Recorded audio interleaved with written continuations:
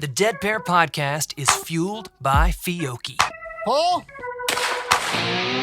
Welcome to the Dead Pair Podcast, coming in hot with everything you want to hear about sporting clays. Guy Fieri. How are you, gentlemen? Thanks for having me. Anthony Matarese Jr., how you doing tonight? I'm doing pretty well. Welcome back, David Radulovich. That's a net positive 30 minutes. Brad Kidd. Corey Cruz. Thank you for joining us this evening. Now I feel awkward. With your hosts, Jason One Rambo more Red Bull for you. and Sean Alley. Woo, yeah! Merry Christmas. Let's do it. Often imitated but never duplicated. It's the Dead Pair Podcast. And now, it's showtime. What do you say, Mr. Large and in charge? We are back, counting down. By the time you guys hear this, we're counting down the days to fly out to Florida. But I'm looking forward to getting the heck out of Dodge, out of this cold, nasty weather, Jason Rambo. I'm over it. I know. I'm just over it. This is the time when we need counseling. You need counseling. Might need to call Dawn and say, I'm just so depressed being here in the snow. Oh, well, welcome to the last of the Path series, Path Part 4. Yeah, this has been a good run. I mean, I really hope that people have gotten something out of this. I mean, I think it was something that we'd been planning on doing for at least 6 months leading up to the first episode. Yeah. You know, and it's a lot of good information, hopefully, that people are going to use if they haven't already started traveling to shoots out of state. Yeah, I think so. This is, well, you know what, though? I'm thinking we might have some little tidbits for people that do travel regularly. Yeah. I think we've done some homework, some research. We're going to have a couple guests on here in a minute that's going to answer a lot of things. Of course, Miss Casey Chase from Scorechaser is going to join us. She's got some new features coming out on Scorechaser that nobody knows about. So there's a little bit of education for you. Yeah, definitely. But no, this is going to be pretty cool. It's a good way to wrap it up, and I think it's important because sometimes we overlook these things or take them for granted, and then you're broke and you can't figure out why, right? So Well, there's other issues involved with that, but Right. move along.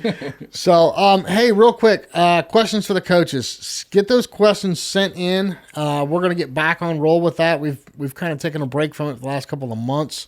But yes, please send us the questions for the coaches. Again, Don Grant, Tracy Wright, Chad Roberts, John Woolley, Kevin DeMichael, Corey Cruz, and Brad Kidd.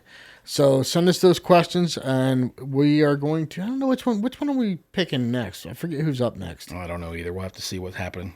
But all of them are great, though. It doesn't matter who we have on. They're all great. Exactly. They're all extremely good. But anyway, so moving on to the show, Mr. Alley. You and I have got some notes written down here. Where do you want to begin on this? Wow. At the beginning? Oh, my goodness. Okay, I'll take over from here.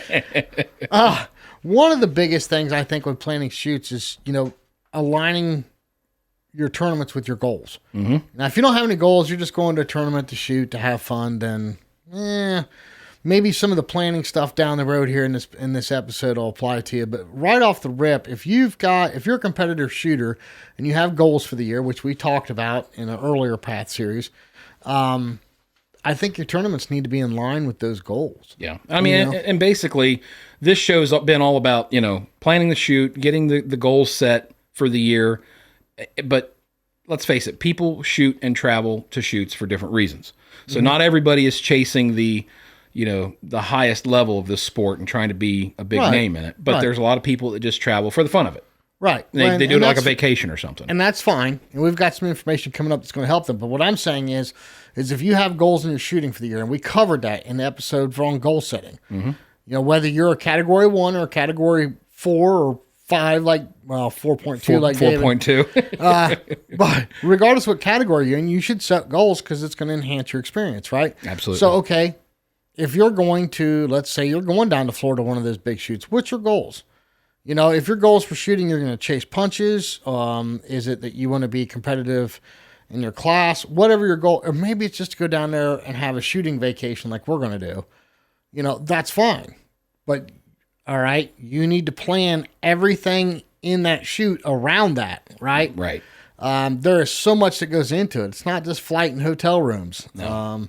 Well, I mean, let's start with the basics. First of all, and I think this is a biggie, with the popularity of the sport seeming to grow, and especially on these bigger shoots like the Jack Links, when did we register, Jason, for the Jack Links? It was Every bit A of month it. after it came out, Yeah. And Fee within Task was already full. Yeah, within a month, Fee Task was full. A lot of the rotations for the main were full. A lot of the most popular rotations were full. And we missed one of the prelims altogether. I think there's like 3 or 4 prelims, and we Right. missed one of them altogether. Right. And basically what we're saying is that if you have any inclination, now this is, when this comes out, this is going to be February of 2023. If you're thinking about going down to Florida in next year in 2024, as soon as these big chutes come open, you need to get on there and get registered, get your deposit in there to at least hold the rotations that you want. You don't have to pay the whole balance, but unfortunately, you're going to have to come out of pocket, get a little bit of money in the pool, and make sure you reserve your space. And that's something I want to dive into when we have Casey Chase on, because Right. I think, well, I know it was Chad Roberts told me, he started planning for some of the regionals and planning his schedule for this year last fall. Mm-hmm. He's already got $3,000 on a credit card just in deposits. Yeah, and that's the thing. If you're going to travel a lot, I mean, and in order to be able to justify going or to at least save your space at these shoots, you got to get on there early. You got to pay early, and yeah. Well, here's the one that just really fries my bubble, if you will. There's deposits for these shoots, and I understand that. Okay, I understand why they do that. But the golf cart, it's an independent outside company, and you pay for all of it in full upfront. Yeah. It's a bite, man. I mean, because It was almost $900 for the Nationals. Yeah. So, I mean, there's a lot of expense in this, and you think, man, I'm paying all this money for something that's a year out. Yeah. I mean, and unfortunately, if you go to the Nationals, if you've never been there, if you go without a cart, you're going to be hurting. oh yeah. You're going to have to bum a ride or something, because there's no way, unless you start walking an hour before your rotation starts, you're never going to get from where the pavilion is back to the main row where the main events are going on. I mean, that's got to be what, a mile walk? Oh, at least. Yeah. Well, okay, let's try to get back on the train tracks here, if you will. Sure. So what I do, Sean, is I start the year off by mapping out all the big shoots that I plan to attend in order to set my budget for shooting for the year. Right. Okay. So I'm going to go to XYZ shoots, and I know I'm going to hit a lot of local stuff because I do. Mm-hmm. And that's just me. So map out all the big shoots. Well, then you got to start figuring the expense for each one of these shoots. Right. Well, and from that point on, that's where you got to be realistic with yourself. What do you want to commit to the pot, so to speak, to go to these places? So if you've got $1,000, $3,000, or $10,000, any which way, shape, form you look at it, you're going to have to make decisions, because you can't go to them all. I mean, if you're a big name shooter like Chad or Anthony or those guys, they plan well in advance. They know the game. They know the cost. But if you're new and you're starting to travel outside of your state, it's relatively easy to keep a low budget if you're shooting local, because you're basically just covering your gas, your time, maybe a little food. If it's a longer drive, you might grab a hotel, if it's like a couple hours away in your state. But when you go to these other shoots, I mean, flights, hotels, rental car, eating out, golf cart rental, ammo. Right. Because you can't fly with ammo on a plane, so you got to buy it down there, or you have to ship it down there. So there's an awful lot of costs. I mean, a shoot that costs you $500, $600, $700 to enter, tack on another couple grand. Right. Easily. Well, and easily. you made the comment about shipping ammo down there. It's hard to ship to clubs, and I get it. It is. There's 2 reasons why. Number 1, the club wants to sell you ammo. Mm-hmm. Okay. And number 2, they don't want to be responsible for your ammo until you get there. Right. Because they may have a staff member, especially if it's a brand or whatever load of ammo that they sell, they may have a staff member mix it up and sell your ammo. Yeah. They don't want to be responsible for it. And a lot of people are very particular about the ammo they shoot. Some aren't, but many are. And you never know if they're going to have the type of shell, the brand of shell, and the speed and the recipe down there for you to purchase. But speaking of that, you can call ahead of time and buy your ammo, reserve it. Some clubs will do that. Now, I found out, I called down to Jack Links. I found out they aren't doing, from what I understand, they're not doing advanced ammo sales this year. Oh, really? Okay. Yeah, so you can't do that on certain some shoots. do and some don't. do, some Yeah. don't. So it's always best to make a phone call and find out for sure, because you don't want to get down there and be surprised. So when I see you sneaking ammo out of my bag, I know where it went. Okay, You gotcha. saw nothing. This isn't the shotgun shells you're looking for, Jason. Right. Okay. There, Obi-Wan. So a simple breakdown goes like this. Okay, when you think of a shoot, is it local or are we traveling? Right. And then another thing too that's often overlooked is the events within that tournament if it's a big shoot. And that means the main, the prelims, super sporting, AFS, 5-stand, sub gauge. There's so many things you could shoot now within that. And you think, oh man, this is awesome. I'm going to go down to wherever and I'm going to shoot all this stuff. Man, I hope you've got a big credit card account. Right. So, well, and that's the other thing too. You got to realize, what do you want to shoot?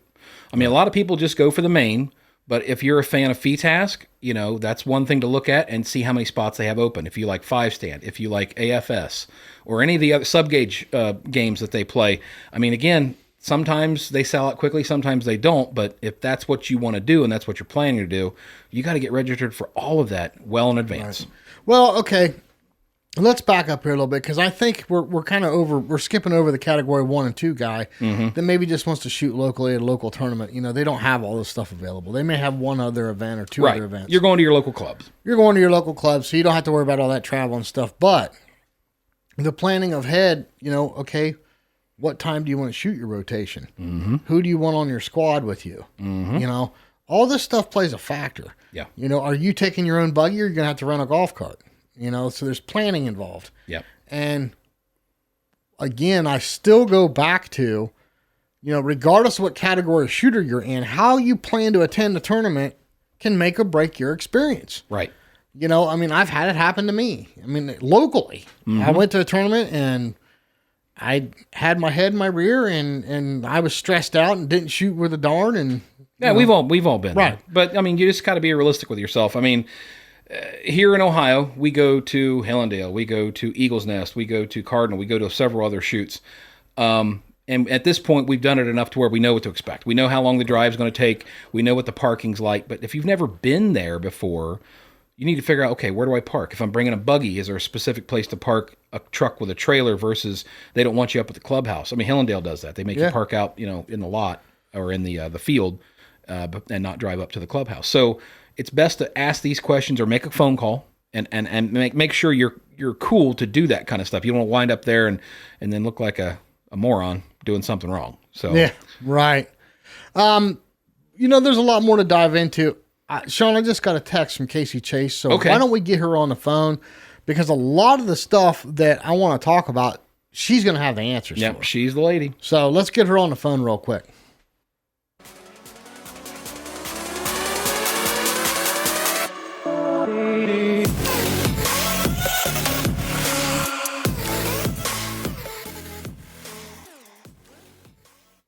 Okay, we have the privilege of Casey Chase joining us with Scorechaser. Casey, how you doing this evening? I'm doing great. Thank you so much for having me. Gotcha. Are you pulling your hair out yet in this busy season? We're just kind of getting started on the busy season, and I've been lucky enough to be at home for the last couple months. So getting caught up on some of our production and planning here and getting ready to hit the road. Awesome. Well, Casey, before we get into our questions related to this episode, you have some really cool things coming available on Scorechaser. Can you tell us about those? Yes. So in the last quarter of 22, we launched a couple new tools for our clubs. We're handling all NSCA membership management stuff in-house now. So it's a part of the system. So we're kind of doing away with all of the paper forms and the extra paperwork that clubs are having to send to the NSCA. So it's allowing for more efficient processing of memberships. That's renewals and new members. So that's been exciting. Very cool. We're also auto-generating some forms for clubs now, like the NSCA financial forms and state financial forms, just to kind of help expedite things for them in their closeout process. And we've switched our credit card processing methods to where it's all inline, so you don't have another pop-up. So it just makes it a little easier, user-friendly wise, and more efficient for shooters to register and for clubs to process stuff.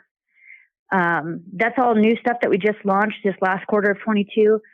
And development for phase 2, which has been a long time in planning, about a little over a year, is underway, which is super exciting. And in 2023, we're going to focus all of our energy into developing these projects that we've been working on in the planning phase, and have decided to release portions of it instead of holding off on everything and launching it all at one time. We're going to release portions of the project so that we can introduce things sooner, like calendars will be the first step. So shooters will be able to go online and subscribe to a specific club and sync all of those calendars to their phone. Clubs will also be able to easier export their shoots once they have them built to their websites. So we're just trying to improve some efficiency in how to get all of your shoots on your calendar so you have all your reminders from your phone and that kind of thing. Like our pro users will be able to go into their My Scores and download just their tournaments that they're registered for. So that'll come out first. The second step of that phase 2 will focus on our lesson platform, which I think is going to be major.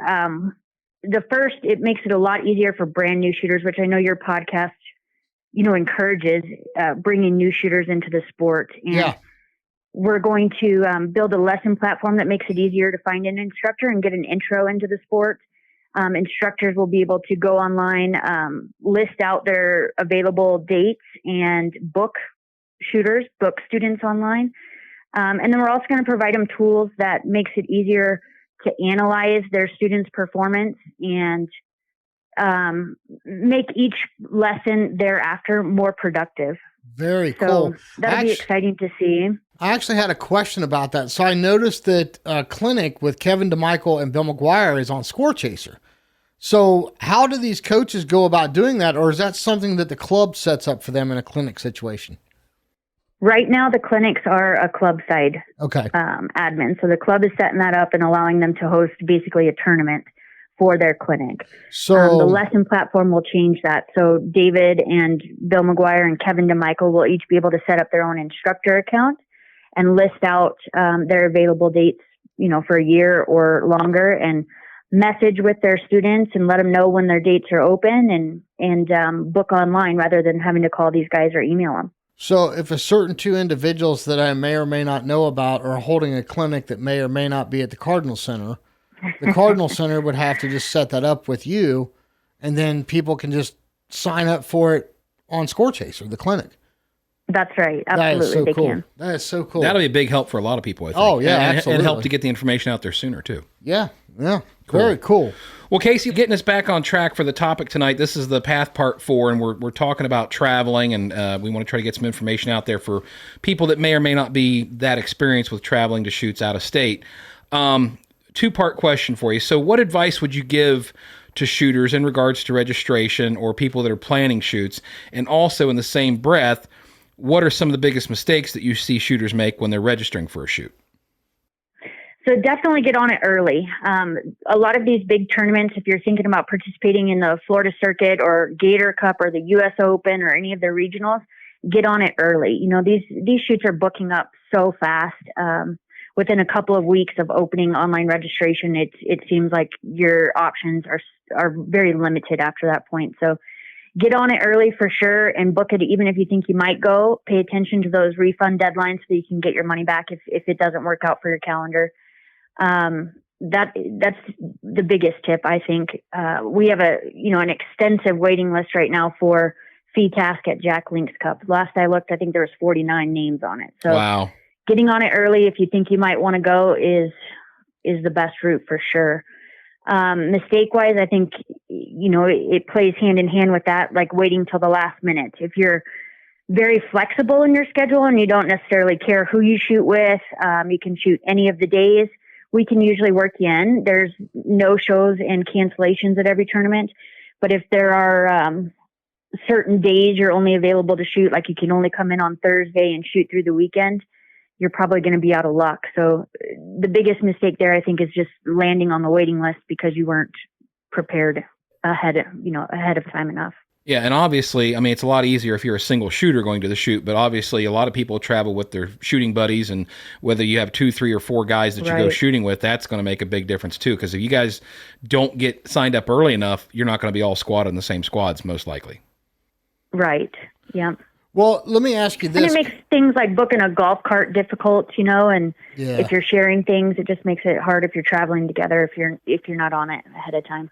Gotcha. Well, let me ask you a question in regards to that. So you brought up the Jack Links and the fee task was full. I think Sean and I signed up for that shoot Oh my gosh, it was not quite a month after it came out last year. Just a few weeks after it was announced. Yeah, and FeedTask was full. So in regards to the waiting list, are you guys trying to implement like a drop-down tab or something to get on that waiting list? Or is that something where we still need to physically call to get on the waiting list? You can absolutely leave notes right now. We provide a spot in the online registration for you to leave any notes where you can make your wait list request. Okay. But that is a part of our phase 2. We will provide a online waiting list. So everybody can see who's on the list, and then clubs will still manage that list. They have to put you in the spot. Like, you don't just get the first spot that opens up, because a lot of times our waiting list requests are not just to get in the event, because it can be conflicts with your other events. You know, you could be asking for a FeedTask spot, it opens up and it's a problem for your main. So clubs will still have the power to manage that waiting list, but it is a part of our phase 2 rollout that I think will be a great tool for clubs and for shooters. So I was talking to Chad Roberts, and we brought it up earlier in the episode. He told me that he was registering for like all the regionals, all the big shoots this year, and he was doing that last fall. And he said he had like way over $3,000 in credit card just in deposits. Is this something? I mean, now that's people. So people understand that's not something necessarily that Scorechaser's implementing. That's what the clubs are implementing for a deposit, correct? That's correct. Each club can charge a deposit. They can charge a cancellation fee. They can do neither. So it is entirely up to the clubs. Deposits are really important for securing those spots, right? Like, if everybody hops on and registers for a FeedTask spot and that FeedTask is sold out on day 1, the deposit is a way for clubs to make sure that shooter is serious about that spot, so it doesn't go empty because they no-show when the tournament comes around. Well, I guess that's good and bad, right? The sport's getting very popular, and the earlier that these shoots are announced, well, that just makes you have to get off the ball and get going quicker, right? Because otherwise you might be left out. It does. We all just have to plan a little bit further in advance. Yeah, it's it's funny to me because it seems like, as shy as 10 years ago, this wasn't a big deal. This wasn't a big thing. What do you mean the shoot's full? Right. And now all of a sudden if you're not online the week that shoot comes out, you're not getting into the rotation you wanted, or maybe an event that you wanted. It's filling up fast. So let me ask you a question in regards to that, Casey. Do you think, and because you were on the registration side, do you think with looking at the shoots and how they fill up so quickly that the sport is increasingly growing? I do. I really do. We all kind of worry about the economy at different points, comes into play, and how many shooters we're getting at different tournaments. Travel's more expensive, ammo's more expensive. But what I see across the board is truly growth. I think every shoot is up. There, some small shoots might fall off, but the big tournaments are absolutely growing and at max capacity, and they seem to be gaining every year. I'm not really seeing a slowdown when I look at across the board shoots. I think which is a great thing for us. Yeah, no, absolutely. It's a good problem to have, right? I think I had talked to you last fall about this. Some areas that are implementing like a point series, I had talked about trying to implement it here with the OSCA is, like a Buckeye series, a points shoot. You said that Scorechaser is going to try to implement tools to help us with calculating those points. Is that something you guys are still looking at? It is, for sure. So series shoots are part of our phase 2 development, and that will allow clubs to host leagues and points raises. Right now, there isn't a software that accommodates any long-term shoot like that very easily. We can all rig stuff, but we're going to set out to build it on purpose and allow state associations to hold point races. There's several states that do that right now and do a great job of it, but the administration of those points races is, cumbersome. So we will be rolling out our series shoot platform that allows for leagues and those points races, which will, I think, only help grow the shoot. When we're looking at a series of shoots over time, I think people kind of get invested in those tournaments once they start, and instead of, going bowling one night a week or whatever they do, they're going to go out and shoot some more. Yeah, I think it's awesome. Well, Casey, we love the fact that, Scorechaser is back on board with us for the 2023 season.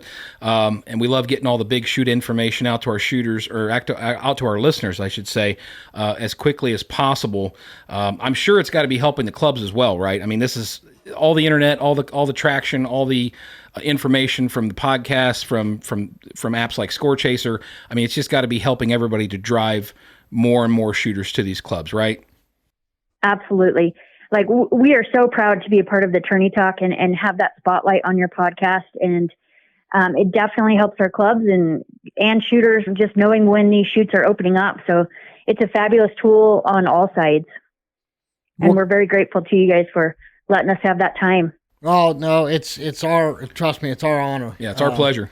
But keep sending us those emails when those shoots come out. I love it. I think it's awesome. And it gives us a chance to let the shooters know that, hey, this is up. Get your butts out there. Get signed up. Better get in gear. Don't miss Fee Task on Jack Link's Cup like Sean and I did for 2023. So, but no, thank you so much, Casey. We appreciate you spending some time with us, and we look forward to seeing you down in Florida. Yes, very soon. I guess only about 2 weeks out. Yes, ma'am. Gotcha. Well, Casey, have we left anything out before we let you go? No, I think we covered it. Good deal. Well, you have a wonderful evening, and we'll try to bump into you down there in Florida. Sounds good. Thank you so much. All right, we'll see you. Bye now. Well, Sean, once again, Scorechaser's on top of it. Yeah, well, I mean, they make it so easy for shooters to stay organized and be informed, and, of course, get the word out there quickly so that you can get on the shoots that you want to go to and pick the slots and the times and the events that you want. Yeah, I mean, and the one thing I was going to bring up to her, and then I got to thinking about it, like, no, it really doesn't have anything to do with Scorechaser. The golf cart rental thing, those are independent outside. Let me rephrase this. Some of them are independent outside services. For example, like the Nationals. Yeah. A lot of clubs have their own golf carts, and it's not a big deal. Casey offers that service on Scorechaser. You can reserve a golf cart, and you don't have to pay for it up front. But where there is an independent contractor there that has all of the golf carts, you got to pay for it on full up front. That's a big expense. Well, I think I've heard that the one company I'm thinking of, they're based out of a far, far away from, like, say, Texas. So they're hauling all their carts down there through semi. So obviously, the sooner they know how many carts they need to get together for the event, I mean, from a planning and logistics point of view, it's probably best to make sure that the people are going to be serious. They don't want to bring 1,000 golf carts there and only 500 shooters show up to get them. Right. So, yeah, I see it both ways. It kind of sucks that you have to pay the full deposit, but I guess it forces everybody to be serious. Right. I mean, I guess you can always get your money refunded as long as it's before the due date or the cutoff date for refunds. But at the same time, it's just. Well, I mean, it's a commitment, and again, the whole thing about this is planning shoots, right? And you have to commit. Yeah. I mean, if you're going to go to that, so. But yeah, anyway, there's another whole aspect of this we haven't gotten to yet, and that's traveling overseas. Some of these big world shoots and stuff that are over there. I mean, there's a lot to that. Yeah, and we haven't been graced enough to go do that yet. But man, I really want to get to EJ Churchill. Maybe one day. Yeah, well, if Pro Sign Studio would just sign the check, we'd get over there. We're working on that. I'll have my people call your people. You do that. Okay. Sean, that brings up a whole nother subject, though. If you are going to travel overseas, it's not just as simple as going in and out of airports like we do over here with a firearm. Yeah. I mean, there's gun permits that are involved. I've heard about going to shoots over there, and when you land, you don't get your gun. You get a key fob. Mm-hmm. And then when you get to the shoot, you take your key fob up, and then you get your gun, and you get to shoot, and then your gun goes back into the storage. So there's a lot to that. And unfortunately, you and I can't speak from experience. Nope. On what you need to do. That. So, but there's a couple of big world championships that are coming up this year across seas, and I sure would like to go to one of them sooner or later. I think that'd be cool, but got to put it on the bucket list. There's a whole nother aspect of planning shoots. Yes, there is. But we can circle back here. Let's stay focused in the U.S. of A. for the moment, and let's get back on track with some of the other stuff that you got to consider when you're traveling to a shoot. So basically, on the local scene, you've got, hey, am I going to just drive there and be there? And that's usually pretty easy for most people that are within like an hour or 2 hour drive. But then, like, take for hold on. Okay. You're already jumping over stuff. I am? Yes. Okay. All right. Go So, ahead. okay, local shoot. You're going to drive there. You're going to be there. Yep. What time are you going to shoot? Who are you going to shoot with? Right. What events are you going to shoot? What's your goals for that shoot? Yep. Right. Okay. Are you someone that has a dietary restriction? You can't eat what they're having for lunch, or maybe you need to take something with you to eat during the tournament. There's a lot that goes into planning shoots. It's not just showing up and doing your best. I get it. Well, I'm saying local shoots are a little bit easier. There's not so many variables. Now, the next step up will be if you're going to go just like over to the next state. Like, for instance, I went to the Indiana State shoot last year, and we towed my buddy JD's buggy with us. So we took our buggy. It was over in Indiana, so it was only about a 4-hour drive from where we are. We did have to get a hotel, but that's nowhere near the complexity of going to like the Nationals, Right. Or having to fly and pack your gun and all that stuff. So there's a lot more to it. So we're going to get into that and talk a bit more about that stuff. So that raises a security issue. Mm-hmm. You know, now you've got to secure that thing. Yep. So the best thing to do is leave the trailer and the buggy at the shoot. Yes. I mean, you know, the grounds are 10 times safer than a hotel room parking or a hotel parking lot. Yeah, and typically most of the people there have their eyes open for stuff that people that don't belong there. Right. I know the Nationals, it's been said there's a lot that goes on there with people breaking into cars and stuff. So unfortunately, you do have to worry about that. So it's sometimes better to leave stuff either in the hotel or somewhere where you know it's going to be safe, or lock up in the gun room or the gun vault if they have it there on site. But obviously, nobody wants to go to a shoot only to have it ruined by getting your car broke into or your gun stolen. Yeah, exactly. In fact, I even left the rental car unlocked in the parking lot. Just in case, huh? I took everything out of it. I even left the center console open, and I left the doors unlocked. So they could get your pack of Tic Tacs, but that was about it. I didn't even leave that in there. I think there was a straw wrapper on the floor, and that was about it. There you go. So they'd be disappointed if they opened the door. Yeah. But, no, so moving on from that, then, you know, flights, hotels, rental cars, golf carts. We've talked about all this stuff. Here's something else, too. Don't fly into a shoot and land the night before you shoot. Yeah. Give yourself time to get acclimated. Yeah. Okay. Whether it's jet lag or maybe it's, okay, that's a perfect example. So from us going up here, I think I looked at the forecast. The day we're supposed to leave, it's going to be 27 degrees as a high. We're landing in 80-degree weather. Mm-hmm. Okay. A little bit of a body shock. Probably a little bit of a body shock, a little bit of jet lag going on from a 3-hour flight. Give yourself a day to get acclimated. Mm-hmm. You know, you're going to have to get the rental car, all that kind of crap at the airport, you know, get to your VRBO or your hotel, whatever. And then you don't want to show up at the club that morning and be in a panic. You know, you probably, if you're shooting at 8:30 the next morning, maybe go that night. Yeah. Figure out where the hotel's at. Figure out where the course layout is. Yes. Make sure you got your ammo and everything aligned. Yeah, and you're ready to go. better yet, like usually when you go to these big shoots, you have to go in and register. Obviously, they give you usually a goodie bag or something like that. But get a map, learn the lay of the land. If you're going to be shooting on Station 7 on the orange course, you need to know how long it's going to take to get me from, you know, the pavilion to that location. Right. You know, so you don't want to arrive too early or too late, but kind of figure things out and have an idea in your head of what's going to take to get there on time. What else, Jason? So we've talked about the travel. We've talked a little bit about securing your gun. We've talked about not rushing and not getting in there being all jittery and jumpy and stressed out from your journey. Right. So once you're at the shoot, what's next? Well, that depends on your goals. Right. And this goes back to goal setting, right?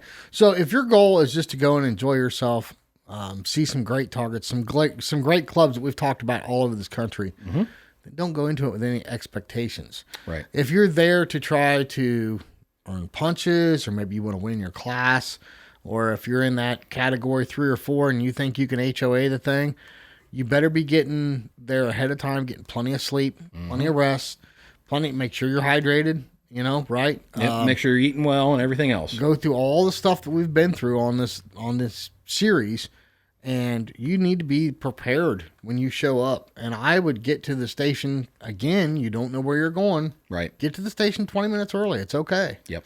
You know, get there, rest, you know, but make sure you're ready to go 100% prepared. Because I tell you what, if you rush around, I don't care what kind of personality you are, but if you rush around and you get there 1 minute before you're supposed to shoot, you're not going to perform well. Well, and let's take it one step farther. So let's say you're not going by yourself, but you're traveling with a buddy or a couple buddies. Right. So you might be sharing a hotel room or VRBO, You might be sharing a rental car, so you got to have everybody's schedules in line. Hopefully, you've got all your shooting schedules set up to where you're all shooting the same rotation or within the same time frames. Right. And you got to take everybody else into account. So it's not just you're worried about; it's everybody else you're traveling with. Well, I'll tell you another little tip I do when I travel to these shoots is I usually go to Walmart. Mm-hmm. It's the best place to find. Everybody's got a Walmart in their town. Right. Go back there in the sporting goods department, and they usually have a small lunch cooler you can buy for between $5 and $10. Mm-hmm. It's a little soft-sided lunch cooler. And I throw in like apples, bananas, some kind of a fruit bar or nut bar or whatever. Power bar type of thing. Yeah, something like that. Because here's the thing. Yeah, a lot of these clubs do a great job. In fact, when we had... during the Florida Swing, we had Brian Qualls on from Jack Links. He's like, you're not going to leave here hungry.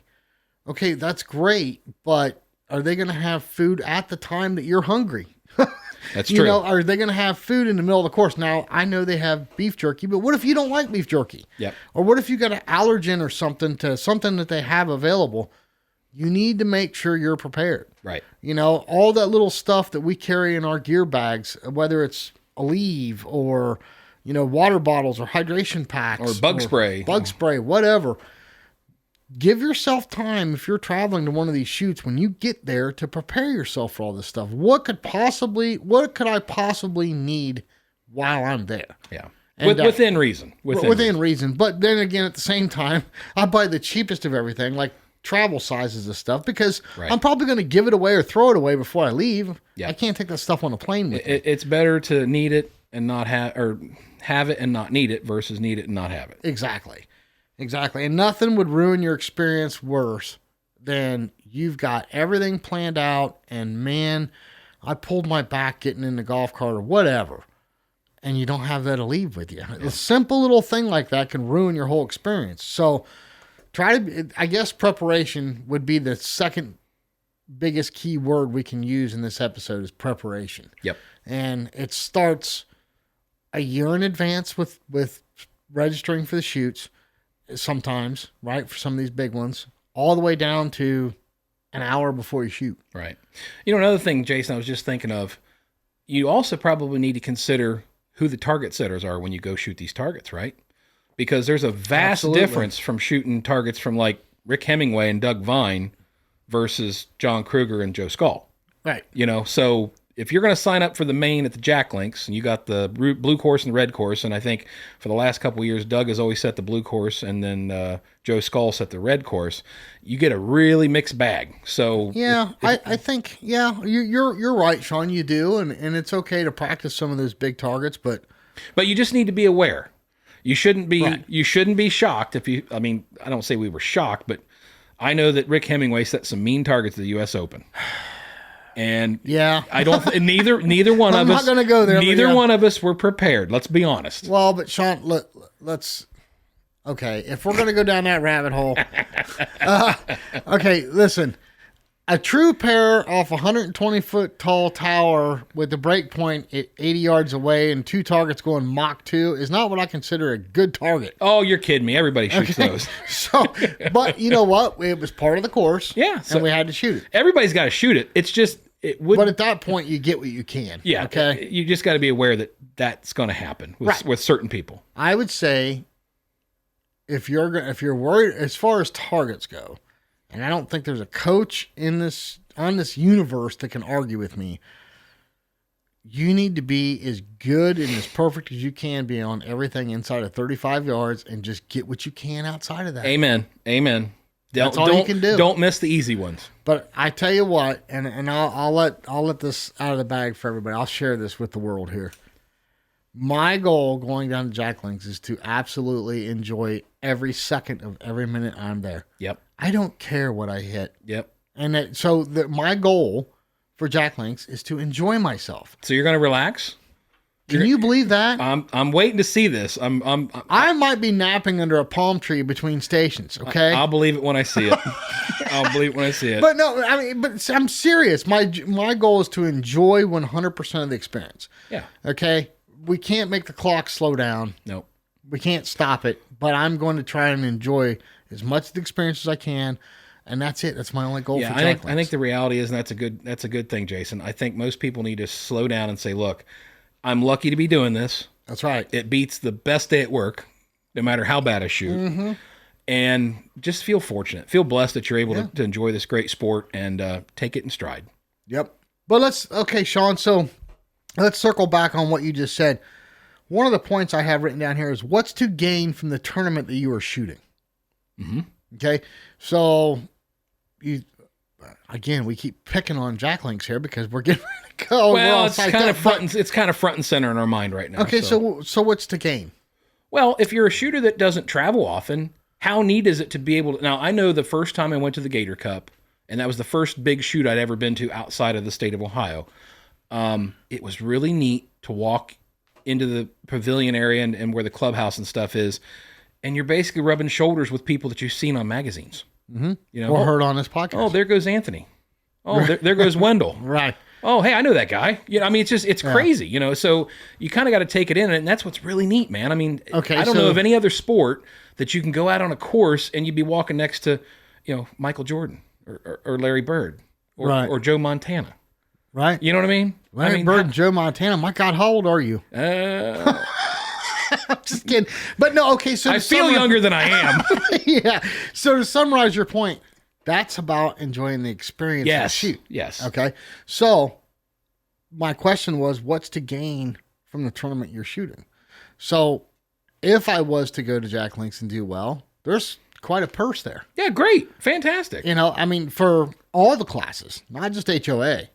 They don't have a $200,000 purse for HOA. It's for everybody, right? Yeah, but a $200,000 purse is also going to bring out the best competitors in the country. Oh, yeah. And then some. Oh, absolutely. So you have to be aware that you may not be on the level that some of these guys are. Let's say you go to a shoot that doesn't have a big payout, and you're not just going there for the experience, and you're not just going there for the money. What else is there to gain? Well, anything like just the experience of different terrain, different targets. You can win your punches. You might be getting some awards for All-American points. Yep. It's always cool to win hardware. I mean, let's face it. I won first place at the 5-stand at the Indiana State shoot last year, and that was probably the highlight of my shooting last year. You know, and I was able to beat some top name shooters. Now, I didn't go into that thinking I was going to do that. Right. It just happened. Right. So sometimes magical things happen, and that's really, really cool. But I think if you try to put that pressure on yourself that you're going to perform at a high level and you're not a serious contender for most things, right. You might actually do yourself a disservice. Okay, so we've covered the experience of going to a big shoot, punches, payout. Mm-hmm. How about the experience, period? And what I mean by that is you're gaining experience by shooting those targets. Yep. It's probably going to be targets that are nothing like what you're used to seeing in your area. Yeah. You know, and it's funny because the more I travel, the more I branch out and shoot different places, all the different types of target presentations I see now. You know, there's, within reason, there's so many different varieties, but to see a target setter's style and taste and be able to shoot those targets, well, not only that, shooting experience. Not only that, but think about where you travel to. So a person from out west, from Arizona, isn't used to shooting in the trees. So if they come to the Ohio State shoot this fall, that's going to be a totally different experience for them. Well, maybe not on the red course or on the blue course. No, well, I guess I what I'm saying, like at Hillendale. Yeah. So if they went to Hillendale last year. Well, okay, so credit to your point. Chad Roberts talks about that. He's like, man, everything here is green. Right. It's like, dude, do you live in the Mojave Desert? What do you mean everything here is green? He's like, we shoot from the greenery out. I'm like, what? He goes, we stand in the woods and shoot out. He goes, here, you stand and shoot into the woods. I'm like, you're not making any sense, dude. He goes, I'm like, we're not standing in the field. He goes, no. He goes, half your stations are buried in the woods. Right. But also, because of where we're at, and because sporting clays is supposed to emulate hunting, right? That's why the targets are set that way. Here in Ohio, you're going to go in and try to find a pheasant, or well, maybe a grouse if you can find that once in a while, or a rabbit, or whatever. Right. You know, but if I travel down to Florida, and I'm not used to shooting in the Everglades or the palm trees and all that other stuff, that was cool the first time I did that. Yeah. And I've not shot out west yet. I haven't gone to Arizona or California, but I assume once I get out in the mountains, you were just in Colorado last year. I mean, how different was that? Oh my God, that was crazy. Right. You know, when I was in California at Guy Fieri's place, that was amazing. Yeah. But that was totally different landscape than what we see here. And something else too, and this is kind of wild, Colorado. Yeah. Because of where I was in Colorado, the elevation's different and the shot acts different. So your chokes acted totally different than what they do here. Yeah. And really cool. I mean, it was kind of frustrating at first, but I was like, yeah, this is kind of neat. But kinda again, different. it's an experience, Absolutely. and you're learning from it. Absolutely. And that'll make you a 100%. better shooter. Yep, 100%. So let's try to wrap this all in, Sean, and summarize our points here. Let's start from the top. I'll let you take it. All right. So first of all, if you're going to start planning to go to a big shoot, obviously get a hold of your budget, figure out what you can spend, figure out where you're going to go. And then the minute that you hear about a big shoot like the Jack Links or a regional or the Nationals come open, You gotta jump you need on to it. jump on and get that deposit in there so that you can at least hopefully get the rotations and the days that you want to shoot. Yeah. Period. So you got to do that first and foremost. And then after that, you start planning everything leading up to that shoot. Right. So your flights. Mm-hmm. Again, make sure you can spend extra time ahead of the shoot getting acclimated. Your hotel room, Yep. your rental car, golf cart. Unfortunately, some of these places you got to pay for that up front. That's a big expense. Right. Traveling with your shotgun. Yep. We've covered that clear back on episode 2. Right. Figuring out your ammo situation before you get Not there. your ammo situation, absolutely. And there's one thing that you got down here, Sean, is traveling with family as a vacation. Yes, that's a biggie, and that's something that me and you have done for the last couple of years with our families when we travel Yes. down to Florida. So basically, we're going down there for 10 days, I think is what it is. Yeah. And we're basically shooting half of those days, and the other half of the time we're spending with our family. Right. And we've managed to incorporate, so the gals, our wives, join us for dinner on Saturday night. That's really cool. Yes, that was really nice last year. And that's awesome. But we still want to spend some time at the club because that's half the reason we're there. Yep. But at the same time, we got the ladies waiting on us back at the VRBO, and we're anxious to get back there. So it's that finding that balance, right? Yeah. Yep. And it's kind of tough because our very first day of shooting is our first rotation is at 8:30 a.m. Yep. And perhaps you also need to think when you're planning about where you're going to stay, whether you're going to stay in a hotel or whether you're going to rent a VRBO, what is that close to? Like my wife and your wife are big fans of the beach. Oh, my goodness. And Yeah. this year we got a house that's right on the beach so that they can go out there and walk the sand and look at the ocean and all that fun stuff because that's what they wanted to do. Yeah, by the way, speaking of expense, thank you very much, Mr. Alley. Why? I can make 5 house payments for what we're paying for a week of VRBO. But Well, that's okay. I That's think, all right. I think the that's girls just are kind of worth the it. way it goes down there. And let's face it, the ladies are definitely worth it. We owe it to our wives for putting up with us through this whole podcast. Oh, thing. God, yes. So, God, yes. so yeah, it's fine. It's to go back to your point is traveling with family as a vacation. It's finding that balance of time. Mm-hmm. Again, you and I start shooting at 8:30 a.m. on Wednesday. That's our first shoot, our first rotation. We're probably going to have to go over there the night before, figure out the golf cart, go through registration, get everything paid and ready. So we're not there at 6 a.m. trying to figure all this out, right? So it's that kind of stuff, It's no matter what, I hope nobody thinks we're trying to make this sound complicated because it's not. It's just a bunch of planning. Yeah, and I guess the big thing is you don't want to leave a whole bunch of unknowns because if you're dealing with a whole bunch of unknowns and you're trying to race to the course to get there on time because you didn't realize what the traffic was going to do between where you stay and where you have to go shoot, and you're a big stress ball by the time you get there and you only got 20 minutes to get to your station. I mean, you're not going to shoot well. You're not going to enjoy yourself. So what's the point? So take a little extra time, plan it out, look at everything, figure out the map, figure out where you got to go, and kind of get it mapped out in your head ahead of time, and your life's going to be so much better. Oh, absolutely. 110%. Well, moving on from that, Sean, I want to make that quick announcement about Ohio State shoot. Sure. So Sean and I, with the brainchild of Mr. Chad Roberts, everybody hold on to their pantyhose. Yeah, everybody's like, we have talked to Mr. Jake Spangler of the Cardinal Center, and he's going to allow us to do this. So we are going to set up the Dead Pair Easy Up at the pavilion, and we are inviting everybody to stop by when they're done shooting, sit down, have a drink with us. We are going to have people that have been on this show, a lot of them, big names, right? They're going to be there. and they want to hang out with everybody. They want everybody to come by and say hi, hang out. We've got some free handouts from Fiocchi. Negrini's going to do something really cool. I haven't even told you about that yet, Sean. No. And I'm talking to our other sponsors. We're going to try and do some cool stuff, some giveaways. We're not going to be set up selling anything, and this will be after the shooting is done. So probably around 5:30 every night. Yep. We're going to get back to the booth there, and everybody come up and join us, man. It'd be a great time. Yeah, I know Rad Chad said he's going to be there, so that's one that we can let the cat out of the bag. We'll let that cat out of the bag, but I'm going to wait to announce the other ones. Absolutely. A lot can happen between now and August. Yes. So, yes. But what a cool time. Love to have you out. Love to see you. Love to meet you. If you haven't came up and said hi to Sean and I yet, this is your opportunity. Come sit down, man. Have a beer with us, if you're of age. Yes. Adult beverages for adults only. Right. If not, bring your kitty cocktail and come hang out. Right. But we'd love to meet you, love to hear your ideas, your thoughts, your opinions, and come sit and let's talk about sporting clays. Yeah, and there's all kinds of stuff, not just at the Ohio State shoot, but at many of the other shoots we've been to, there have been things like that. For instance, we've been to people's campers, we've hung out, we've ate dinner with them. They have little soirees and things. I mean, there's just, depending on who you hang out with and who you know, there's a lot of cool stuff that happens at these shoots that are kind of off the record stuff, kind of stuff. All right, Sean Alley, planning shoots. Let's summarize here. You are going to, first and foremost, you're going to go to Scorechaser and check out those shoots, right? Yep. You got your Negrini case to travel with. Yep. Okay. You've been practicing on your Atlas traps. Mm-hmm. If not, you got to give me a call. Yep. I can help a fella out. You got to keep those rhino chokes nice and clean. Yes.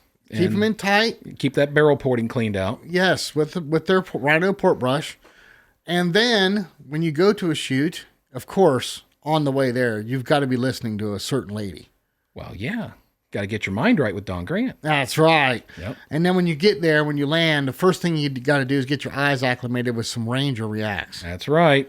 And then when you're out there on the course, make sure you put your ear protection in from Dr. Grace. That's right. Odo Pro Technologies. And then you got to look good. Well, you have to look good. If you can't shoot good, you can at least look good in your bear pup vest. That's right. Customize it yourself. And I know, Sean Alley, before you close that gun, you're dropping you some Fiocchis in there, aren't you? They're going to eat it up. They're going to eat it up, man. And then the target you're about to smoke is made by... Oh, come on, man. White Flyers. Or anything else? That's right. I love it. I love it. We're teasing again, folks, but I'm telling you, you got to... If you have not found the value in these sponsors yet, you are doing yourself a huge disservice. You've got to check out our sponsors and understand why we rave about them every week. And a lot of these bigger shoots, you can find these people there. They bring their booth or their trailer or whatever with them. So they've got the products right there that you can look, hold, feel, touch, experience, and see how good they are. And also dealing with the people themselves, you're going to be impressed, I'm telling you. Yeah, for sure. We're going to get into some more depth here on some of the stuff. We've got an episode coming up about buggies and stuff. I think that's kind of interesting, and it kind of falls in line with what we're talking about here. So it's another tool. Yeah, absolutely. But we hope that nobody's intimidated. I know we've spewed a lot of information about planning for shoots, and we're not trying to intimidate everybody. We just want you to go with some knowledge, some understanding of things you need to look out for. So that way you can have a great time busting clay targets. Because it wasn't too long ago, Jason, we went to these things and we were like, what do we do? Oh my gosh. Overwhelmed, right? Overwhelmed. Well, the learning experience that we had and the amount of money we spent, again, in the wrong direction. Yeah. Not knowing any better. So we're trying to help. We're trying to keep that from happening. we didn't have the Dead Pair podcast to tell us what to do. So That's hopefully right. this is going to help somebody somewhere, somehow. Well, Sean Alley, what do we tell everybody every week? Take somebody shooting. Just get them out there on the course. Start breaking some clays. Watch those smiles. Go to a charity shoot. Go to a tournament. Get them interested in registered targets. I mean, there's so much fun to have in this sport. So many people have called us and talked to us and emailed us and said, wow, I love that you guys got me into shooting. I love this thing. It's my most favorite thing in the world. So, and that makes us feel good, and that's why we keep doing this week after week. I tell you what, if I had $1 for every one of those emails, I wouldn't have to be borrowing the Pro Sign Studio Right, checkbook. yeah, we could just rock it out that way. But no, it's awesome. And keep sending us emails. And speaking of sending us emails, the questions for the coaches, again, get them in because we're going to bring that series back here real short like. So get those questions in. Surely you have something over the winter you've been working on, you're struggling with, you've got a question for a coach. Get it to us. We'll get it answered right here on the air. Yep. Well, definitely, we can't wait to see, hopefully, all of you out there on the course sometime soon. But until next time, we'll see you back here on the Dead Pair Podcast. We'll see you next time on the Dead Pair Podcast. The Dead Pair Podcast is fueled by Fiocchi USA. The Dead Pair theme song was written, arranged, and produced by Toby Tomplay. Special thanks to the following sponsors: Bear Pelt, Negrini, Rhino, Otopro, Dawn Grant, Atlas Trap Company, RE Ranger, Woolly Shooting, and White Flyer Targets.